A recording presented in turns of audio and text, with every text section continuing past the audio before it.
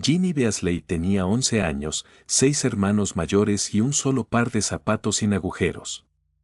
Ese verano entraba por fin a Hogwarts, y por eso caminaba por el callejón Diagon con el corazón golpeándole las costillas.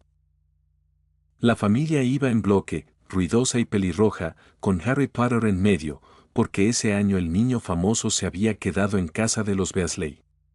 A Jenny se le trababa la lengua cada vez que Harry la miraba, así que casi no lo miraba a él. Miraba todo lo demás.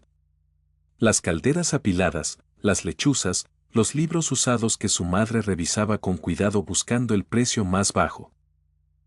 Y entonces, en la puerta de la librería Flourish y Blotts, Ginny escuchó un nombre que ya conocía. «Ese es Stark», murmuró alguien en la fila. «El número 1 de Slytherin. El del broche».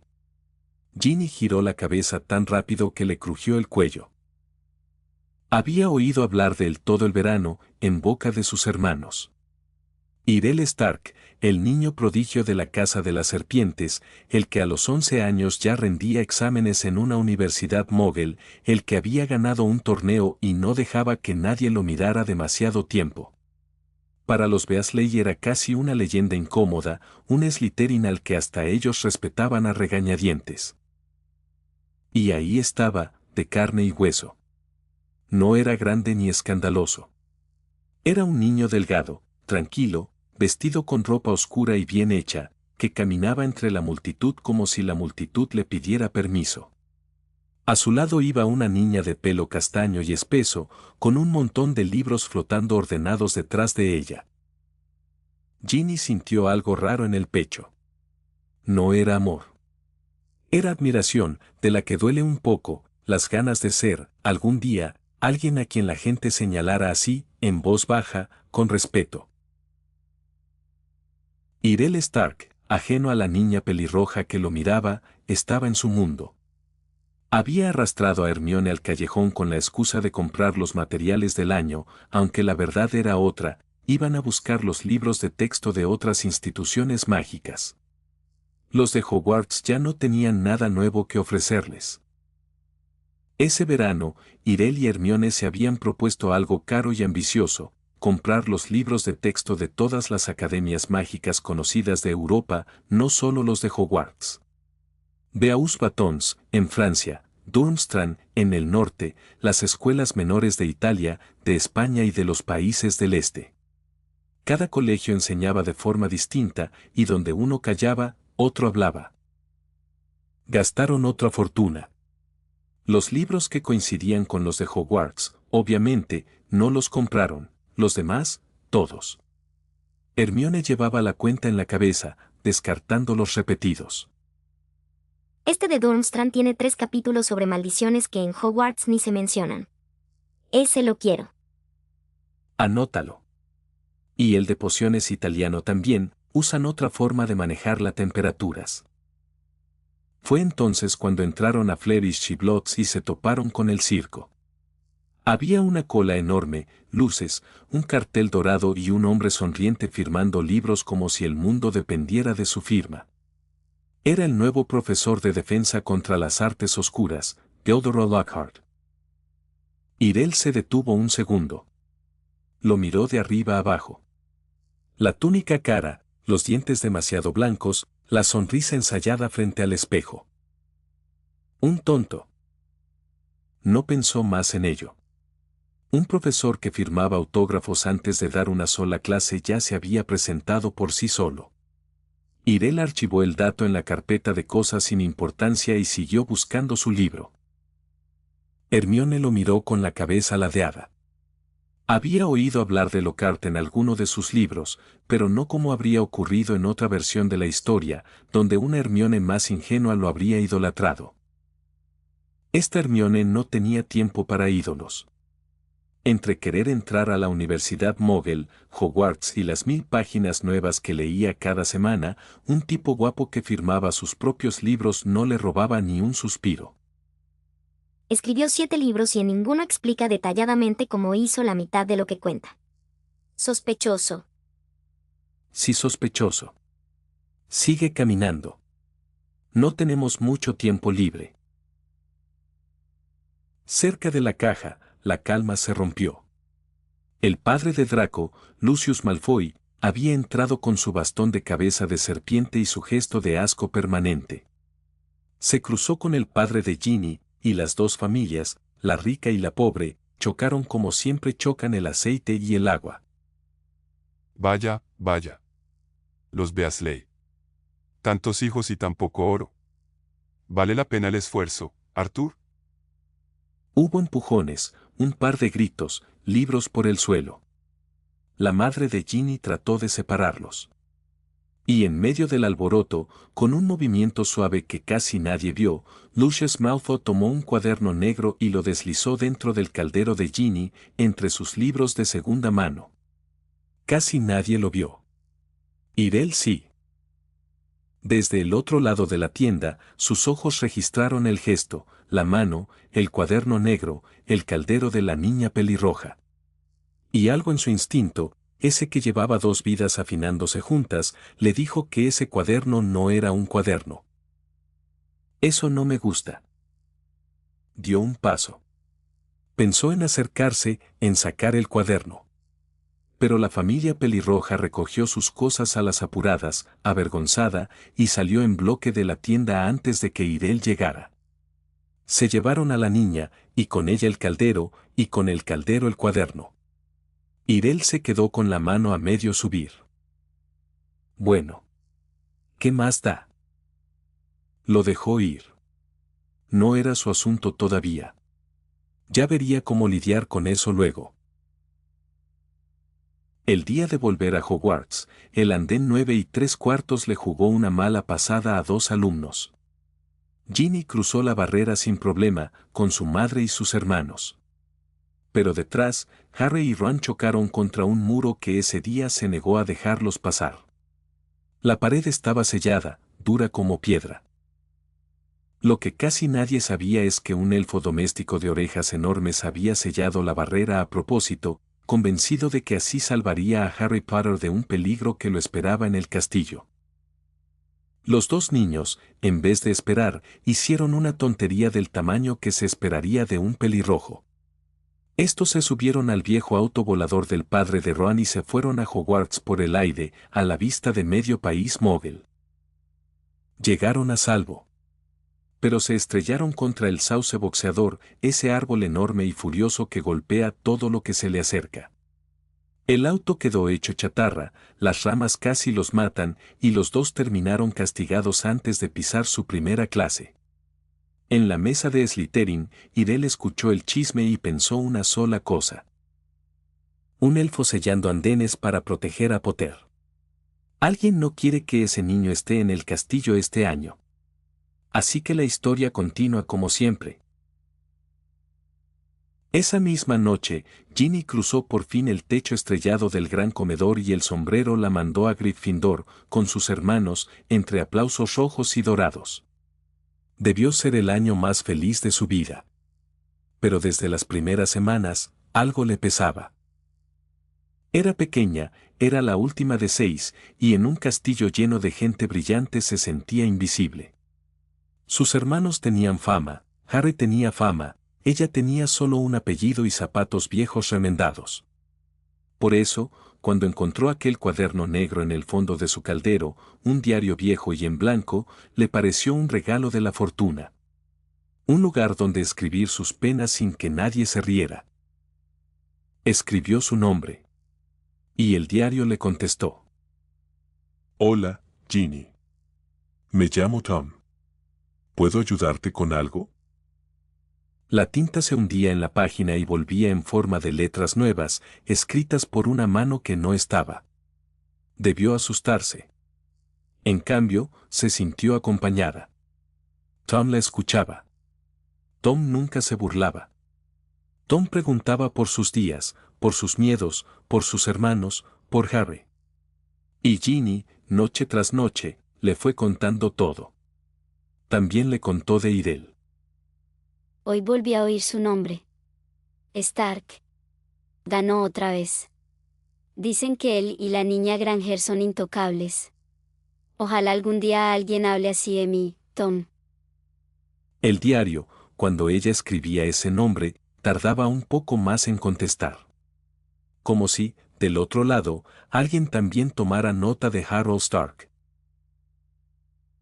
Lejos de las mazmorras rojas, en la sala de los menesteres, Irel y Hermione seguían siendo máquinas. Entrenaban a diario, hechizo tras hechizo, y entre sesión y sesión llevaban su otro negocio, pociones y ingredientes. Ese año el negocio creció. Gracias a Draco, ahora podían colocar sus productos en algunas tiendas de la familia Malfoy fuera de Inglaterra, en el continente, donde nadie preguntaba de dónde salía tantos ingredientes valiosos o pociones raras de tan buena calidad. Con esto ya no dependemos de un solo sector. Si baja el precio aquí, vendemos allá.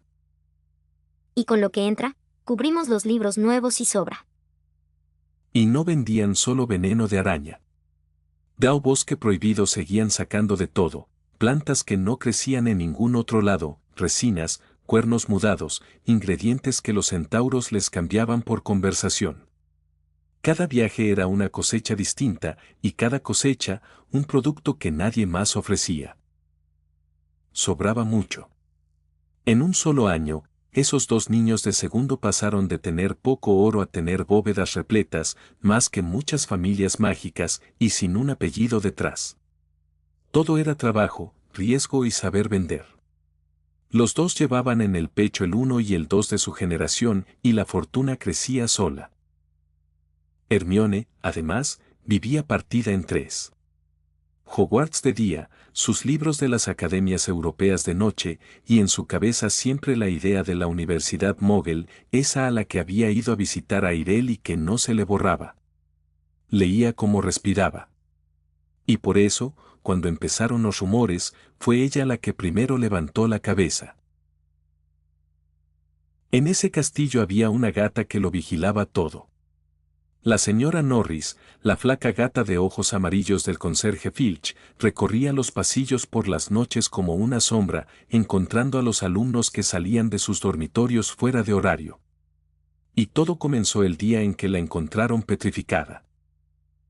Una mañana cualquiera apareció un grafiti pintado en el muro de un pasillo del segundo piso. La cámara de los secretos se ha abierto. Enemigos del heredero, temed. Debajo, colgaba la señora Norris. Rígida como una estatua. Petrificada. El castillo entero se llenó de miedo. Y el miedo, como siempre, necesitó encontrar un culpable. La leyenda decía que solo el heredero de Salazar Slytherin podía abrir la cámara de los secretos. Así que los rumores hicieron el resto. Si había que señalar a un Slytherin poderoso, misterioso y del que nadie sabía prácticamente nada, todos terminaban mirando al mismo sitio. A Harold Stark.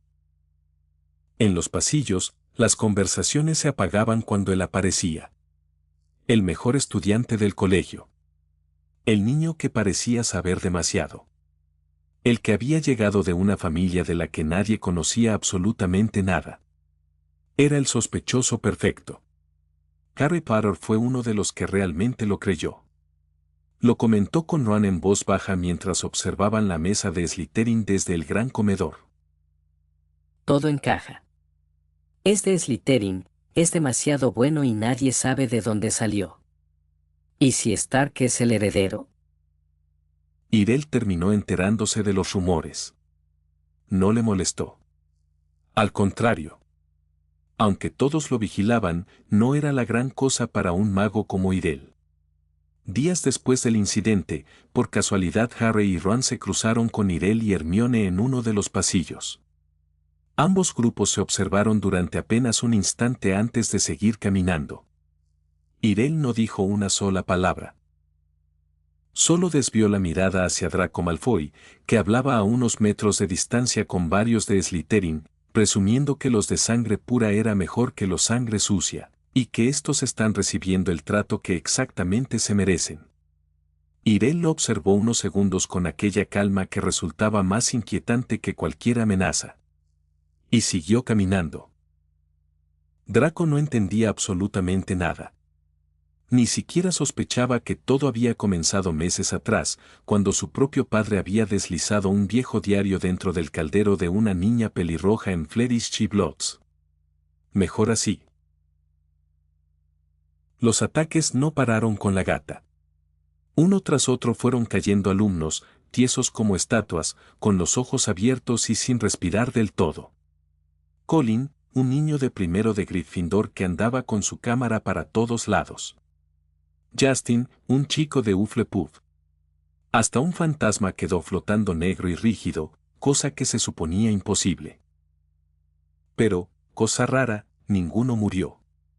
Todos quedaban petrificados, congelados, pero vivos. Hermione fue la que notó el patrón, porque Hermione notaba todo. Míralos bien. El de primero vio la cosa a través del lente de su cámara. Otro, quizá lo vio en el reflejado en un charco.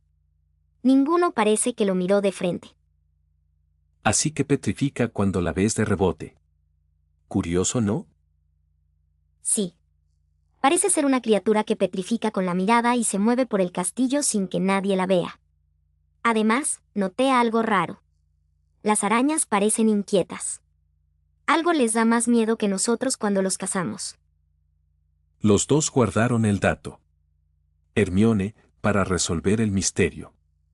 Irel, para calcular cuánto podría sacar de ese animal. Había un detalle que a Hermione no se le escapaba, aunque no lo dijera en voz alta. El heredero atacaba a los nacidos de Muggles. Y ella, por más número 2 que llevara en el pecho y por más que las serpientes la respetaran, seguía siendo hija de Muggles. En teoría, era justo la clase de blanco que esa bestia buscaba. No entró en pánico. Hizo lo que hacía con todo, se preparó. Empezó a andar por los pasillos con un espejo pequeño en la mano, mirando las esquinas de reojo antes de doblarlas, para no toparse nunca de frente con nada. Irel lo notó. No dijo nada cursi. Solo acomodó sus horarios para que ella no caminara sola por los pasillos vacíos, y le pasó un segundo espejo, mejor que el suyo. Por si el tuyo se rompe. Un socio muerto no me sirve de nada. Hermione sonrió de lado. En boca de Irel, eso era casi cariño. Mientras el castillo se llenaba de miedo, el Quidditch siguió, porque en Hogwarts ni el fin del mundo suspende un partido. En el de Gryffindor contra Slytherin pasó algo que no era normal. Una de las pelotas de hierro, una Bludger, se volvió loca y persiguió a Harry Potter sin soltarlo, como si tuviera dueño. Lo persiguió hasta romperle un brazo. Y el inútil de Lockhart, queriendo ayudar, en vez de curarlo le deshizo todos los huesos del brazo con un hechizo mal hecho. Desde las gradas, Irel miró la Bludger enloquecida y volvió a acordarse del elfo del andén. Otra vez alguien intentando salvar a Potter sacándolo del castillo a la fuerza. El mismo elfo, seguro. Hermione, en ese mismo partido, volaba de verde y plata, y ni la Bludger loca ni el circo de Lockhart le impidieron cazarla a Snitch. Slytherin ganó otra vez.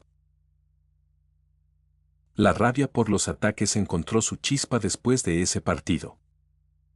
Draco, envalentonado por la victoria de su equipo, soltó delante de todos la palabra que más duele en ese mundo mágico, la que se les dice a los nacidos de Muggles: sangre sucia.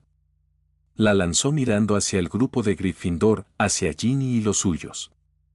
Ya que para él era un desperdicio de recursos invertir en personas Muggles, sobre todo de esa casa Gryffindor. Ron no lo soportó. Se lanzó sobre Draco a puño limpio, defendiendo a su hermana y a media escuela. Los dos rodaron por el suelo entre gritos. Draco, más frío, le devolvió un golpe seco en la cara que le partió el labio. Ron, furioso, sacó su varita, esa que había quedado rota tras el choque con el sauce boxeador, y trató de lanzarle una maldición. Le salió al revés.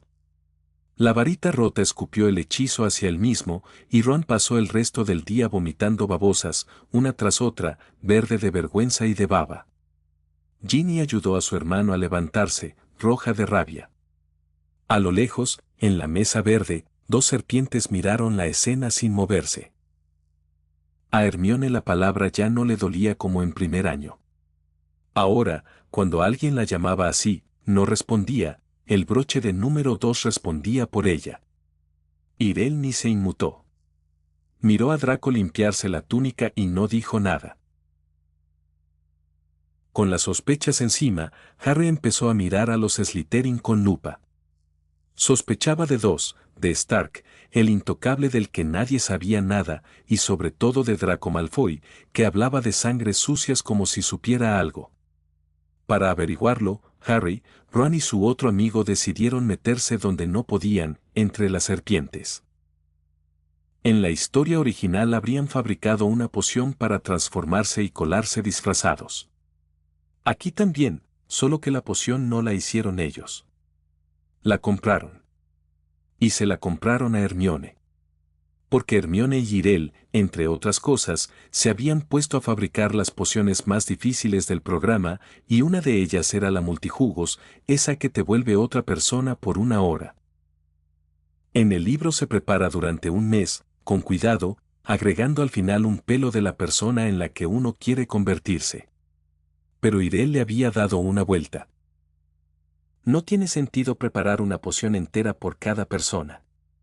Preparamos la fórmula base, la dejamos lista, y al final solo se le agrega la muestra de quien se quiere copiar. Un pelo, una gota de sangre, cualquier rastro suyo. La base es siempre la misma, lo que cambia es la última pieza. Con esa idea, lo que tardaba un mes lo tenían en frascos, listo para usar. Le vendieron a Harry unas dosis, sin preguntar para qué. El dinero era dinero, y los problemas de Gryffindor eran de Gryffindor. Harry y sus amigos se transformaron, se metieron en la sala común de Slytherin y salieron con las manos vacías. Draco fanfarroneaba mucho pero no sabía nada útil. Todo eso pasó, igual que en la historia, sin que Irel moviera un dedo. Y entonces llegó el torneo. Ese año, en lugar del club de duelo de siempre, la escuela organizó un torneo de duelo de verdad, abierto a todos los cursos y a todas las casas.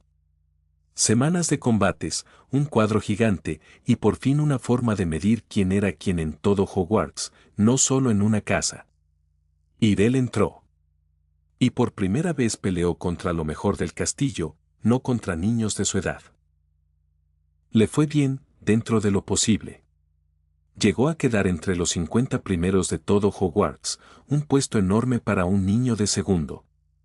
Pero no pasó de ahí, los alumnos mayores eran otra cosa, sobre todo los de séptimo, magos casi adultos con 7 años de práctica encima. Contra ellos, hasta Irel tuvo que inclinar la cabeza.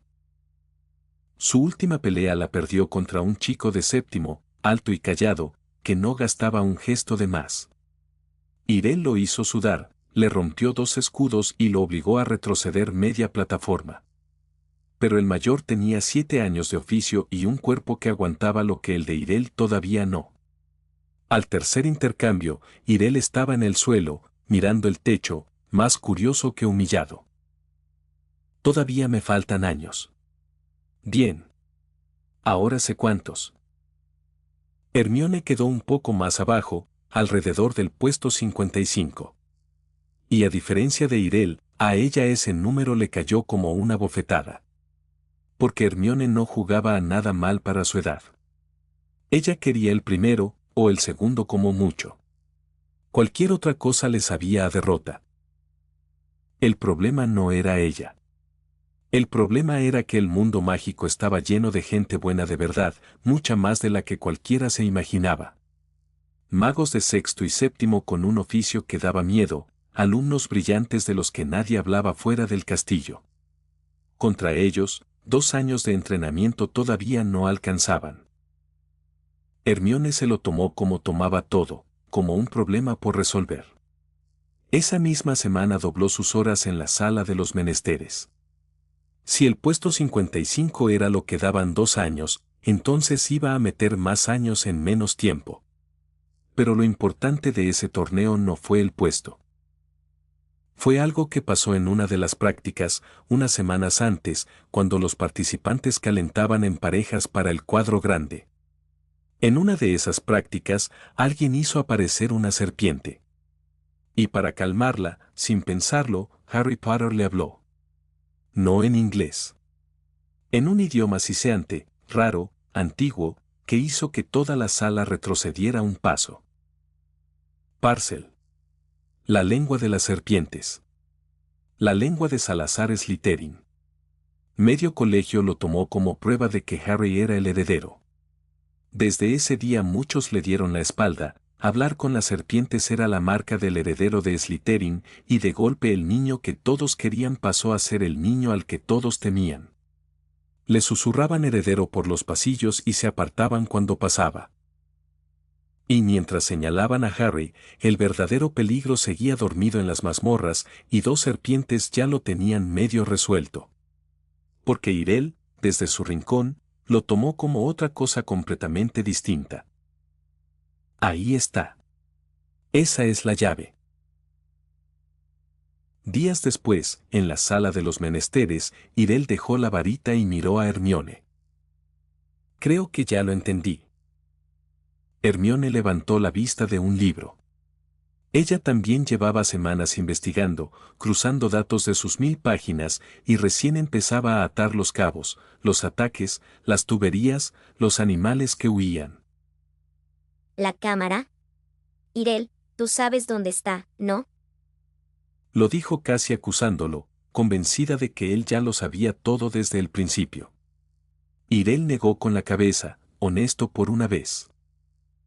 Lo siento, pero no he ido. Pasé por el lugar. Creo que sé cuál es la entrada. Pero no puedo abrirla. ¿Por qué no? Porque tiene cerradura de idioma. Hay que hablarle en una lengua antigua, una que casi nadie conoce. Yo no la hablo. ¿Y quién sabe de lenguas perdidas? Dejó la pregunta en el aire un segundo. ¿Te acuerdas de la práctica de duelo, la de hace unas semanas? Cuando Harry Potter le habló a esa serpiente en ese idioma raro. Eso es la llave, Hermione. Él puede abrir la cámara sin saberlo. A Hermione se le encendió la chispa detrás de los ojos. Esa chispa que a Irel le gustaba tanto. Entonces necesitamos a Harry. Hay que pactar con él. Darle algo a cambio. Exacto. Pero no le vamos a contar nuestro plan. Solo necesitamos su voz. Y así lo hicieron. Buscaron a Harry con una excusa y un trato, información, ayuda, unos frascos de las pociones que solo ellos sabían hacer. Lo suficiente para que el niño aceptara colaborar sin sospechar del todo. Y ahí Irel usó un hechizo.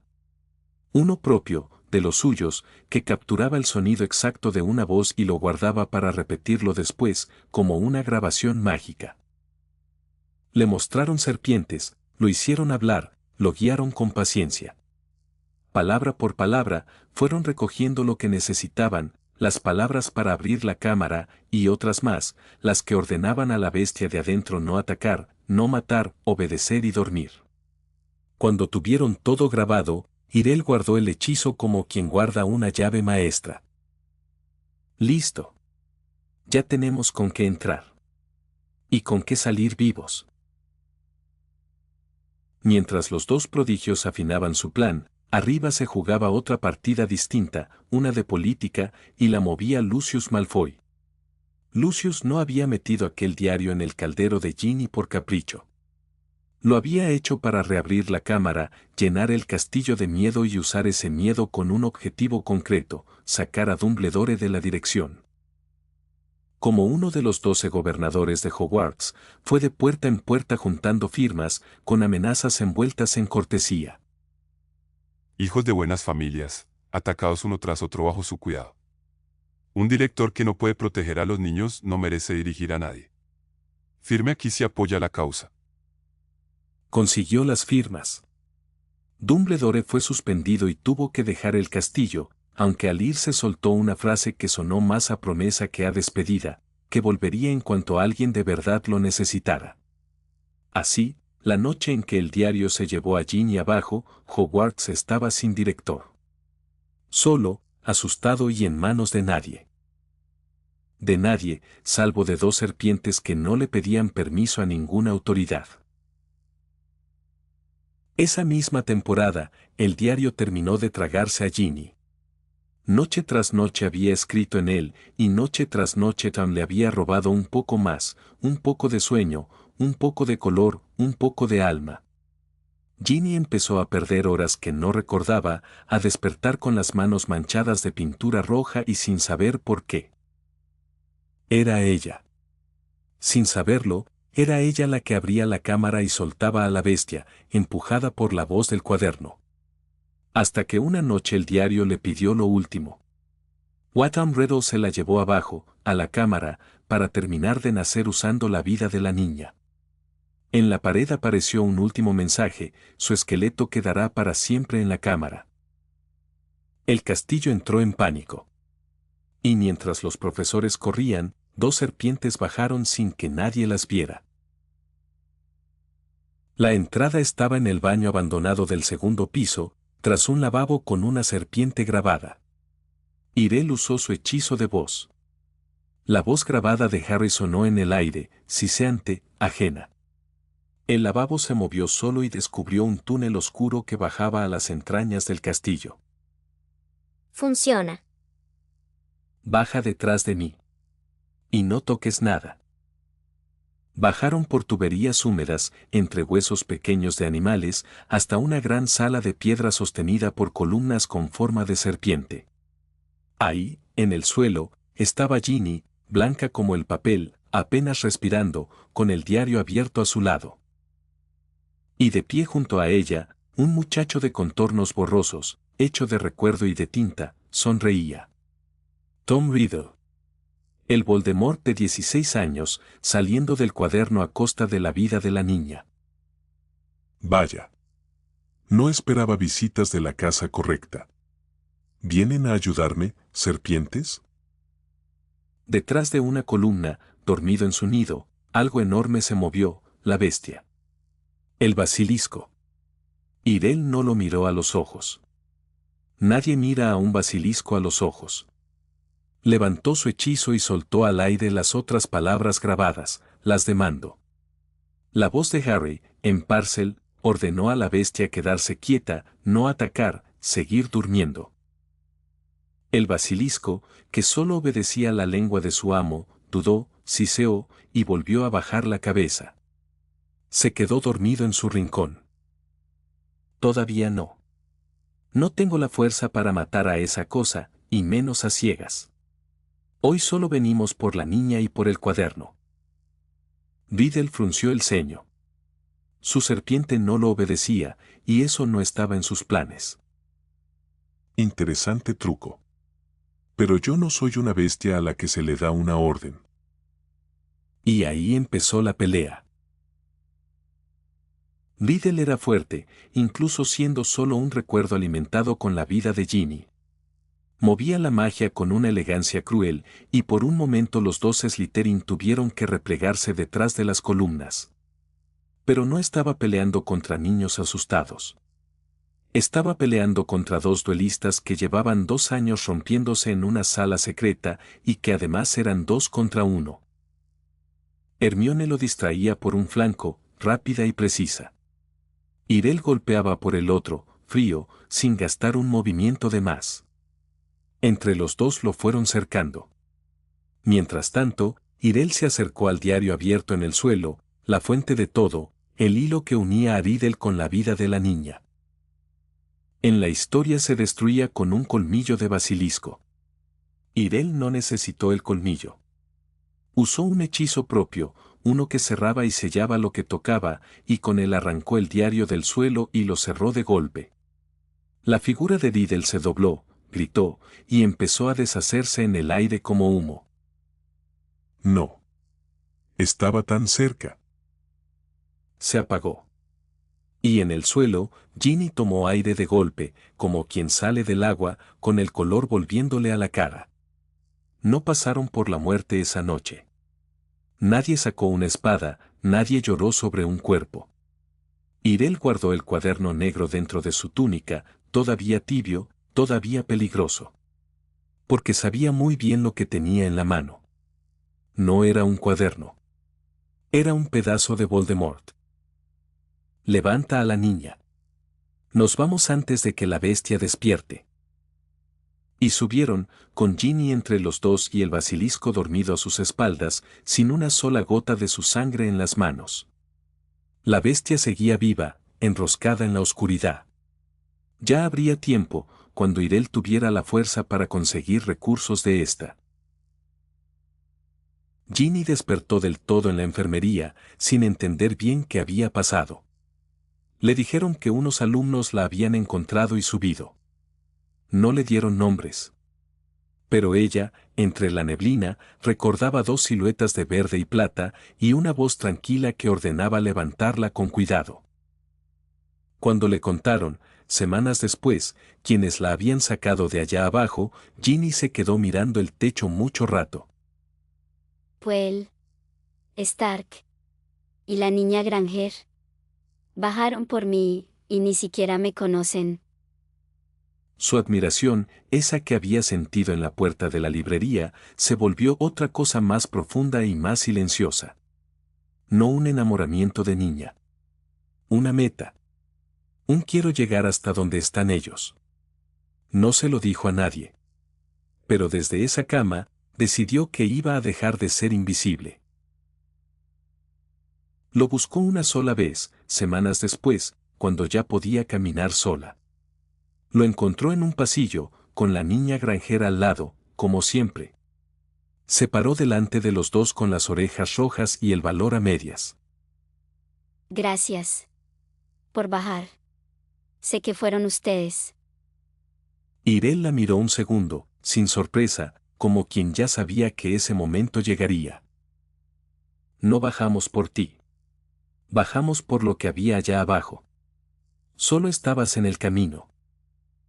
Debió sonar cruel. Pero antes de seguir su camino, Irel agregó algo, sin cambiar el tono. Aunque saliste viva. Y eso ya te hace menos común que tu hermano. 2 consejos, Beasley, deja de mirar el suelo cuando caminas y aprende a pelear. La gente respeta al que camina derecho y pega fuerte. Y se fue, con Hermione detrás, sin esperar respuesta. Ginny se quedó parada en el pasillo, con esas frases pesándole más que cualquier elogio. No la había tratado como a una niña. La había tratado como a alguien que todavía podía llegar a ser algo. Esa noche, por primera vez en meses, no buscó ningún diario donde escribir. No le hacía falta. Ya sabía a quién quería parecerse, y no era a una voz de tinta. Irel guardó el diario 3 días. Solo 3. La tercera noche, en el cuarto que compartía, Arek Seward lo vio. Eric sabía reconocer esas cosas. Llevaba años sirviendo a gente que buscaba justo eso, y en cuanto sintió el cuaderno negro supo lo que era, un fragmento del Señor Oscuro. La clase de objeto por el que sus amos matarían. Esa madrugada, mientras Irel dormía, Eric tomó el diario y se lo llevó. Grave error. El cuaderno llegó a manos de la Casa Oscura, la secta que movía a Eric como a un títere. Y cuando lo tuvieron, uno de los encapuchados lo levantó a la luz de una vela con las manos temblando. Es esto. Es exactamente lo que buscábamos. Un pedazo de su alma, de su poder, sin necesidad de revivirlo. Festejaban. Hasta que la puerta se abrió sola. En el umbral estaba Harold Stark. Solo. Con las manos en los bolsillos, como quien llega tarde a una reunión aburrida. Vaya. Me roban algo sin pagar. Eso está mal, en mi mundo, se cobra doble. Los encapuchados se rieron primero. Eran adultos, eran varios, y él era un niño. Dejaron de reírse rápido. Irel se movió antes de que terminaran de levantar las varitas. No hubo discurso ni advertencia, solo hechizos secos, precisos, uno tras otro. En pocos segundos, Los magos de la sala estaban en el suelo, desarmados, humillados, mirando hacia arriba a ese niño que respiraba tranquilo. No los mató. Los miró solo con una mirada fría. Sé lo que son. Sé lo que buscan. Sé que juntan pedazos de cosas oscuras para volverse fuerte. Se agachó, recogió el diario del suelo y lo sostuvo en alto. Yo también busco poder. Así que podríamos ahorrarnos las peleas y trabajar juntos. Ustedes por su lado, yo por el mío, pero sin robarnos. Los derrotados lo miraban sin entender. Un momento antes los había barrido, ahora les ofrecía un trato. Quiero una sola cosa. Y a cambio les doy esto. Dejó el diario sobre la mesa, despacio. Aquí hay un fragmento del Señor Oscuro. Úsenlo. Estúdienlo, entrénense con él, sáquenle todo lo que puedan. Pero con cuidado y sin que salga de esta casa. No quiero que ande suelto por el mundo. Si se les escapa, se los cobro a todos. Hubo un silencio largo. Y espero una paga justa por lo que les estoy dejando. Eric sabe cuál es mi parte. Él la recoge. Nadie discutió. No estaban en posición de discutir. Un niño acababa de derrotarlos y, en vez de destruirlos, les regalaba justo lo que querían, con una sola condición y un precio. Irel dio media vuelta y se fue, dejando atrás parte de una secta agradecida y aterrada al mismo tiempo. La mejor clase de socio. Mientras tanto, arriba, la historia grande seguía su curso. Con la niña a salvo y la cámara en silencio, el peligro pasó. Y Dumbledore volvió al castillo tan tranquilo como si nunca lo hubieran echado, para incomodidad de más de uno. El más incómodo fue Lucius Malfoy, que se presentó furioso a ver porque su plan había salido al revés, la cámara cerrada, el director de vuelta y ni una sola pista de que él había empezado todo. Y ahí pasó lo de Dobby. Dobby era el elfo doméstico de los Malfoy, una criatura pequeña de orejas enormes y ojos tristes, atada a servir a esa familia. Harry Potter, con un truco viejo, engañó a Lucius para que le entregara sin querer una prenda al elfo, y con eso lo liberó. El elfo quedó libre. Y Lucius quedó humillado, otra vez, por el mismo niño. Irel vio todo eso de lejos, y por una vez estaba de mal humor de verdad. No por Lucius. Por el elfo. Se acaba de liberar un elfo doméstico y ni siquiera pude quedármelo. Hermione lo miró de reojo. Iba a su lado, como siempre. ¿Y para qué quieres tú un elfo? Porque es bueno tener a alguien más que ayude. ¿No te acuerdas de lo útiles que serían cuando entrenamos? La comida, la limpieza, el mantener el lugar mientras nosotros estudiamos. Lo he pensado. Compraría uno, pero nadie los vende. Son de las familias viejas y no sueltan a los suyos. Hermione lo pensó. Tiene sentido. Por cierto. ¿Ya viste a Lockhart? Sigue siendo un desastre. Un fraude con buena dentadura. Un desastre muy útil. Nos firmó el permiso para entrar a la sección prohibida sin hacer preguntas. Aprovechémoslo antes de que alguien le diga que no debía. Ese permiso valía más que cualquier clase de Lockhart. Durante el resto del año, Irel y Hermione se dedicaron a vaciar la sección prohibida de la biblioteca, libro por libro, esa parte encadenada donde estaban los conocimientos que el colegio no daba a cualquiera. Leían tanto que Irel tuvo que dividir la sala de los menesteres en dos, una mitad para entrenar, la otra vuelta a biblioteca privada, con copias, apuntes y pilas de pergamino. Si no, no les alcanzaban las horas. Fueron noches largas. Cuando la bibliotecaria cerraba, los dos pedían un permiso especial firmado por el profesor Lockhart, que lo daba encantado con tal de que lo dejaran seguir hablando de sí mismo. Y seguían leyendo. Mientras tanto, en algún pasillo, Harry Potter descubría de casualidad que Lockhart era un fraude, un mentiroso que se había robado las hazañas de otros magos. Pasó todo lo de la historia con él. Irel y Hermione ni se enteraron. Estaban demasiado ocupados leyendo, del otro lado del castillo, para prestarle atención a la caída de un tonto. Con todo esto que estamos leyendo, y como venimos creciendo, el año que viene ganamos el torneo. Los 2 primeros de todo Hogwarts. Sí. Creo que sí. Bueno. Tampoco importa tanto. Sigamos. El pago de la secta llegó semanas después, por medio de Eric. No fue oro esta vez. Fueron 2 elfos domésticos, entregados en silencio, atados ahora al servicio de Irel. Justo lo que él quería y no había podido comprar. Irel se quedó con uno y le regaló el otro a Hermione. Y desde el primer día, esos 2 elfos no se parecieron a ningún otro elfo del mundo mágico. Nada de trapos viejos ni fundas sucias, encorvados y temblando como los que servían en las casas viejas.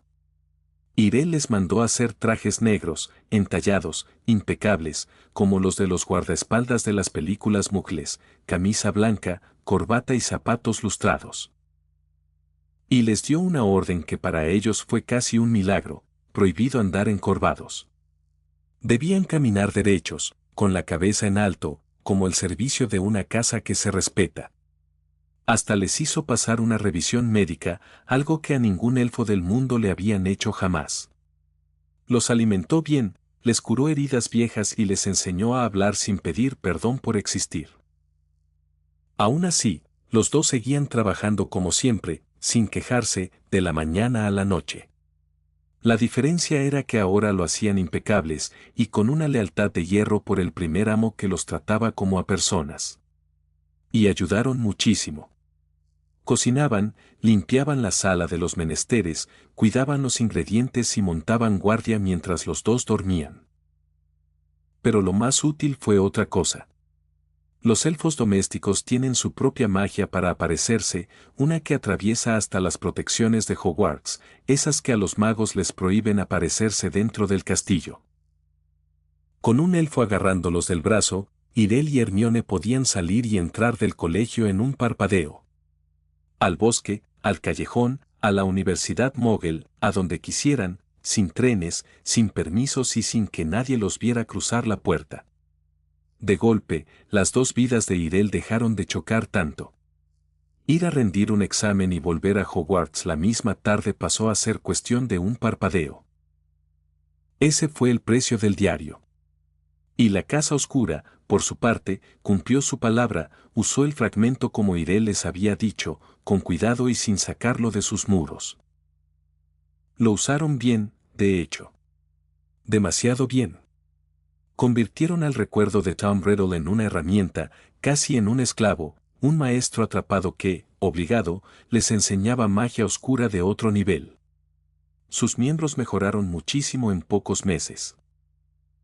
Porque esa gente no era simple. Eran peligrosos de verdad. Los que Irel había derrotado esa noche eran los de abajo, los de menor rango. Los de arriba, los que de verdad movían la casa, eran fuertes, mucho más de lo que él había visto. Quizá Irel había tenido suerte de toparse solo con los débiles. Pero por ahora todos estaban contentos.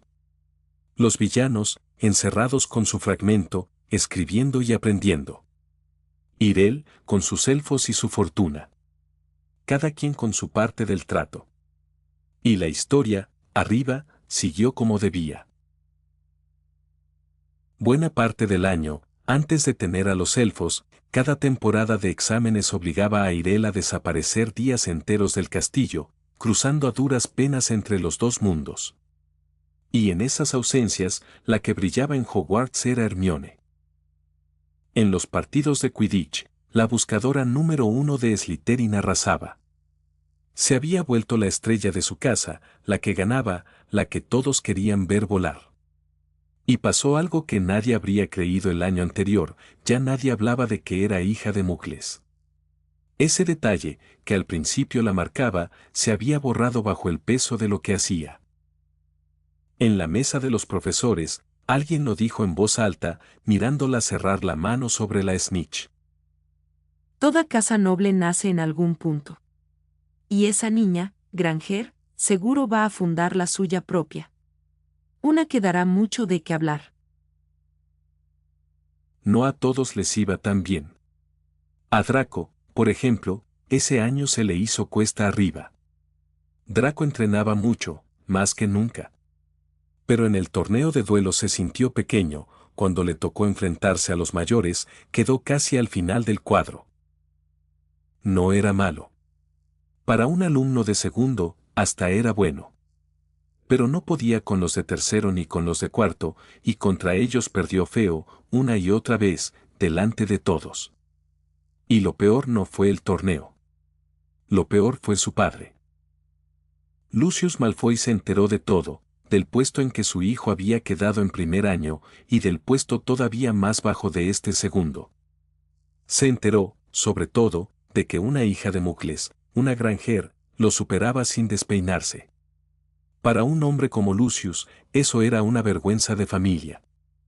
Y se lo hizo sentir a Draco en cada carta, en cada visita, con esa frialdad que corta más que un grito.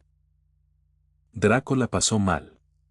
Entrenaba de rabia, dormía poco, y cada vez que veía el 1 y el 2 brillar en el pecho de dos serpientes que ni lo miraban, apretaba los dientes. Su número 4, que un año antes le había dado orgullo, ahora le pesaba como una condena. Lejos del castillo, en el mundo Mogel, Irel jugaba otra partida más larga. Con la fortuna que le entraba por las pociones, los venenos, y los cambios de divisas en el banco, había empezado a comprar cosas que casi nadie de su edad entendía, acciones de empresas. Compró participaciones de una compañía de programas de computadora que empezaba a crecer, Microsoft. Compró de otra que hacía máquinas elegantes con una manzana en el logo, Apple. Compró de todas las que, según su memoria de otra vida, iban a valer fortunas en los años por venir. Y había algo más, algo que todavía no existía y que él ya tenía dibujado en la cabeza, una moneda que no dependía de ningún banco, hecha de números y de confianza. Años más tarde, sería él quien pusiera esa idea por escrito y la firmara con un nombre inventado, Satoshi. El primero en hacerla, el primero en guardarla. Y no eran solo acciones. Irel también hacía apuestas raras. Con su memoria de otra vida sabía qué película iba a ser un éxito, qué equipo iba a ganar el Mundial de Fútbol, etc. Apostaba fuerte, cambiando de casa de apuestas y de nombre para no llamar la atención, y no perdía nunca. No lo hacía por avaricia. Lo hacía porque sabía exactamente qué comprar, a quién ganarle y cuándo. Entre las acciones, las apuestas y las pociones, su fortuna crecía en los dos mundos al mismo tiempo. Hermione lo imitó. No porque entendiera de acciones ni de monedas de números, sino porque confiaba en él. Puso su parte donde Irel ponía la suya, y no preguntó más. En el mundo real, todos sus planes iban bien. En el mundo mágico, todo iba como debía ir. Por una vez, las dos vidas de Irel corrían parejas y sin tropiezos.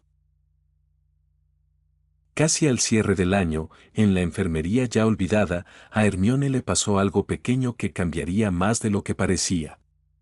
Una profesora, viendo la partida en 4 entre Hogwarts, el torneo, sus libros y la universidad, le prestó un objeto raro, un reloj de arena diminuto que colgaba de una cadena. Un giratiempo. Le explicó que con eso podría estirar sus horas, vivir un mismo rato 2 veces, estudiar de más sin quitarle tiempo al sueño. ¿Me estás diciendo que puedo estar en 2 clases a la vez? Los ojos de Hermione se encendieron como pocas veces. Para alguien que nunca tenía horas suficientes, era el regalo perfecto. Guardó el giratiempo con cuidado, como quien guarda un arma.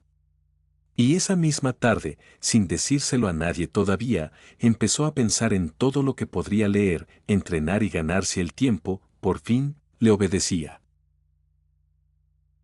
Lejos de todo, muy hondo, algo llevaba tiempo removiéndose.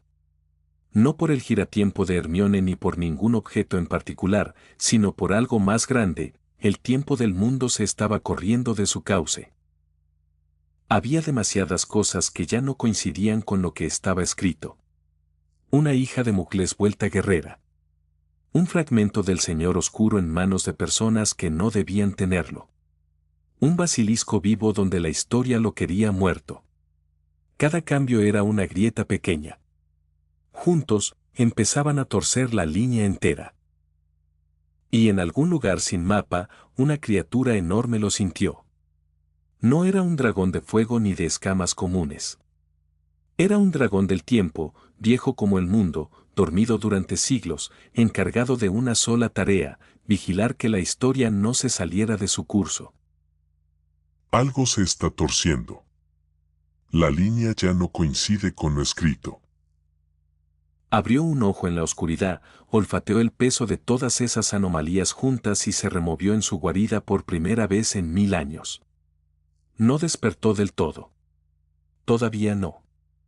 Pero volvió la mirada hacia Hogwarts, hacia dos niños de verde y plata que reían sin saber que alguien, por fin, los había empezado a vigilar.